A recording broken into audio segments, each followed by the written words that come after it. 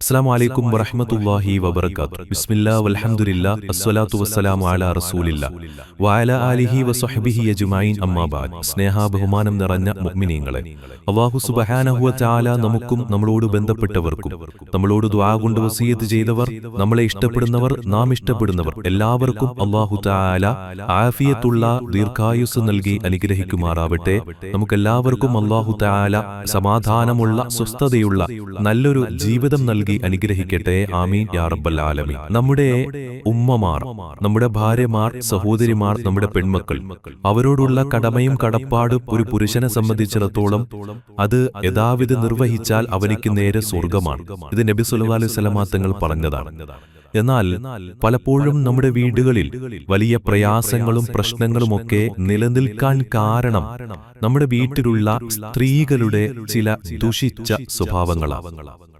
എന്നുവെച്ച് പുരുഷന്മാർക്കും ചില മോശപ്പെട്ട സ്വഭാവമുണ്ട്. ആ സ്വഭാവം കാരണം നമുക്ക് ജീവിതത്തിൽ വലിയ പ്രയാസമുണ്ടാകും. ഇവിടെ നബി സല്ലല്ലാഹു അലൈഹി വസല്ലം തങ്ങൾ 6 തരം സ്ത്രീകളെ പരിചയപ്പെടുത്തി തന്നിട്ട് പറയുന്നു, ഈ 6 തരം സ്ത്രീകൾ ശർറുന്നാസി സിത്ത എന്നാണ്. സ്ത്രീകളുടെ കൂട്ടത്തിൽ ഈ 6 സ്വഭാവം ഉണ്ടെങ്കിൽ, സ്ത്രീകളെന്നല്ല പറഞ്ഞത്, സ്ത്രീകളുടെ കൂട്ടത്തിൽ ഈ 6 തരം മോശപ്പെട്ട സ്വഭാവം ഉള്ളവരാണെങ്കിൽ ഉള്ളവർക്ക് അവരുള്ള കുടുംബത്തിൽ വലിയ നാശനഷ്ടങ്ങൾ ഉണ്ടാകും, വലിയ പ്രയാസങ്ങൾ വിളിച്ചു വരുത്തും. ഈ 6 സ്വഭാവമുള്ള സ്ത്രീകളാണെങ്കിൽ നിങ്ങൾ വിവാഹം ചെയ്യരുതേ എന്നുപോലും നമ്മൾക്ക് മഹത്തുക്കൾ പഠിപ്പിച്ച് നൽകുകയാണ്. ഇൻഷാ അല്ലാഹ് വേഗത്തിൽ നമ്മൾ ആ 6 സ്വഭാവമുള്ള സ്ത്രീകളെ പരിചയപ്പെടുകയാണ്. എന്റെ ഉമ്മമാര്, സഹോദരിമാർ, ഈ ഒരു വീഡിയോ കാണുന്നവരുണ്ടാകും. നിങ്ങളെ ആരെയും ഉദ്ദേശിച്ചല്ല നമ്മൾ ഈ കാര്യം പറയുന്നത്. പക്ഷേ ഈ പറയുന്ന കാര്യങ്ങൾ നിങ്ങളിൽ ആർക്കെങ്കിലും ഈ സ്വഭാവം ഉണ്ട് എങ്കിൽ ഇന്ന് തന്നെ ഈ സ്വഭാവം മാറ്റണേ. അല്ലെങ്കിൽ നബി തങ്ങൾ പരിചയപ്പെടുത്തിയ ശർറുന്നിസ, ഉള്ളൂല്ലാത്ത സ്ത്രീകൾ, ശർറായ ഉപദ്രവമുള്ള സ്ത്രീകളുടെ കൂട്ടത്തിൽ പെട്ടുപോകും. അല്ലാഹു നമ്മളെ കാക്കുമാറാവട്ടെ. ആമീൻ. ഒന്നാമതായി നബി തങ്ങൾ പഠിപ്പിച്ചത് അഞ്ഞാനത്ത് എന്ന് പറയുന്ന വിഭാഗമാണ്. ഈ അഞ്ഞാനത്ത് എന്ന് പറയുന്ന വിഭാഗം സ്ത്രീകളുടെ പ്രത്യേകത എന്ന് പറഞ്ഞാൽ അവർക്ക് എപ്പോഴും രോഗമാണ്. തെറ്റിദ്ധരിക്കല്ലേ, രോഗമല്ല, രോഗം അഭിനയിക്കുന്നവരാണ്. രോഗം അഭിനയിക്കുന്നവരാണ്. നമുക്കൊന്ന് കല്യാണത്തിന് പോ, എനിക്ക് പറ്റൂല, എനിക്കിപ്പോ ജലദോഷമാണ്. ബാടി എല്ലാവരും അവിടെ ഉണ്ട്, നമുക്ക് അങ്ങോട്ട് പോ, എനിക്ക് നടുവേദനയാണ്. എന്ത് പറഞ്ഞാലും ഈ രോഗം എടുത്തിടും.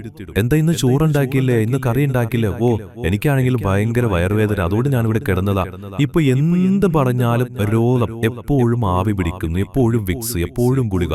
അതായത് രോഗമുണ്ടെങ്കിൽ കുഴപ്പമില്ല, ഇത് ജോലിയൊന്നും ചെയ്യാൻ കഴിയാതെ, അല്ലെങ്കിൽ മറ്റുള്ളവർക്ക് ഖിദ്മത്ത് ചെയ്യാനോ സ്വന്തം കാര്യം പോലും ചെയ്യാൻ കഴിയാതെ അതൊക്കെ ഒരു മടിച്ചിയായി, അല്ലെങ്കിൽ രോഗം അഭിനയിക്കുന്ന പെണ്ണാണെങ്കിൽ ആ പെണ്ണിൽ ഒരു ബറക്കത്തില്ല എന്ന് നബി സല്ലല്ലാഹു അലൈഹി വസല്ലം തങ്ങൾ പറയുന്നു. രണ്ടാമത്തെ വിഭാഗം മഞ്ഞാനത്ത് എന്ന് പറയുന്ന സ്ത്രീകളാണ്. മഞ്ഞാനത്തെന്ന് പറഞ്ഞാൽ ഭാര്യ വീട്ടുകാർ ചെയ്തു കൊടുത്ത ഉപകാരങ്ങൾ എടുത്തു പറയുന്നു. ഭർത്താവിന് അത് പറഞ്ഞിട്ട് എപ്പോഴും ഇങ്ങനെ ബുദ്ധിമുട്ടിച്ചുകൊണ്ടിരിക്കും. നിങ്ങൾ പോകുന്ന കാറുണ്ടല്ലോ, അതെന്റെ വാപ്പ തന്നതല്ലേ.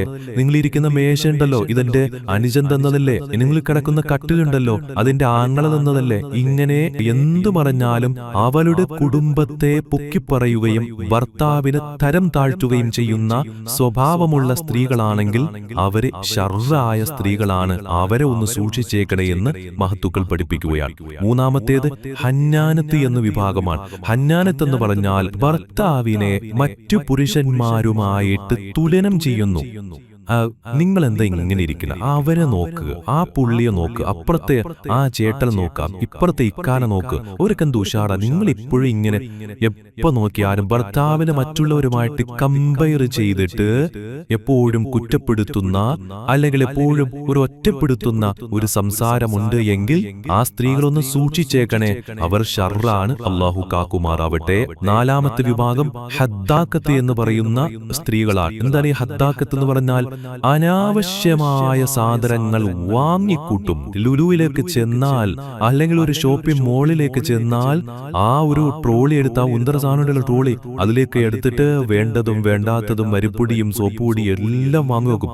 ഇതൊക്കെ വീട്ടിലുണ്ടാകും, വീടിന്റെ അടുത്തുള്ള കടയിൽ നിന്ന് വാങ്ങിച്ചിട്ടുണ്ടായി. എന്നാലും ഇത് കണ്ടപ്പോൾ ഒരു ആഗ്രഹം വാങ്ങണമെന്ന്, അതൊക്കെ ഇങ്ങനെ വാങ്ങിച്ച് വേണ്ടതും വേണ്ടാത്തതും, പ്രത്യേകിച്ച് വേണ്ടാത്ത സാധനങ്ങൾ വാങ്ങിക്കൂട്ടുന്ന, അനാവശ്യ സാധനങ്ങൾ വാങ്ങിക്കൂട്ടുന്ന, വീട്ടിൽ ഒരുപാട് പഞ്ചസാര ഇരിപ്പുണ്ട്, ഒരുപാട് തേയിലുണ്ട്, ഒരുപാട് വെളിച്ചെണ്ണ ഉണ്ട്, എന്നാലും വെളിച്ചെണ്ണ കാണുമ്പോ പിന്നെ ആഗ്രഹമാണ്. അങ്ങനെ അനാവശ്യമായി സാധനങ്ങൾ വാങ്ങിക്കൂട്ടുന്ന പെണ്ണുങ്ങൾ, എത്ര കിട്ടിയാലും തൃപ്തിയില്ലാത്ത ഒരു വിഭാഗം ആളുകൾ, സ്ത്രീകൾ, അവർ വലിയ നാശമാണെന്ന് മഹത്തുക്കൾ പഠിപ്പിക്കുകയാണ്. അഞ്ചാമത്തേത് ബർറാക്കത്ത് എന്ന വിഭാഗമാണ്.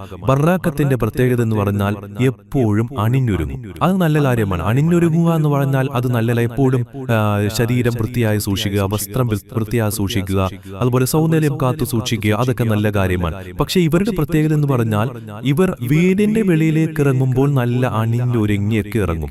എന്നാൽ വീട്ടിലുള്ള, അതായത് ഭർത്താവിന്റെ മുന്നിൽ ചെല്ലുമ്പോ കരിപുരണ്ട വിയർപ്പ് ഗന്ധമുള്ള ആ ഒരു അവസ്ഥയിൽ തന്നെയാണ് ചെല്ലുന്നത്. മൂപ്പരൊന്ന് ആഗ്രഹിക്കുന്ന ഒന്ന് അണിഞ്ഞൊരുങ്ങി ഒന്ന് കാണാൻ.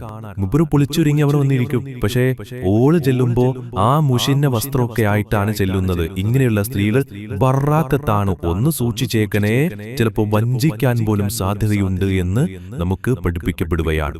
ആറാമത്തേത് ശദ്ദാത്തത്ത്. അവസാനത്തേതും ആറാമത്തേതും ശദ്ദാത്തത്ത്. ശദ്ദാക്കത്ത് എന്ന് പറഞ്ഞാൽ അനാവശ്യമായി ഇങ്ങനെ സംസാരിക്കുന്നവർ, മറ്റുള്ളവരുടെ കുറവ്, മറ്റുള്ളവരെ പറ്റി കുശുമ്പ് പറയുക, മറ്റുള്ളവരോട് എപ്പോഴും വഴക്ക്, എപ്പോഴും തെറി പറയുക, മക്കളെ ശപിക്കുക, ഭർത്താവിനെ പറ്റി മറ്റുള്ളവരോട് കുറ്റം പറയുക, പ്രത്യേകിച്ച് ശാരീരികമായ ബന്ധത്തെപ്പോലും മറ്റുള്ളവരോട് പറയുന്ന ആളുകളുണ്ട്.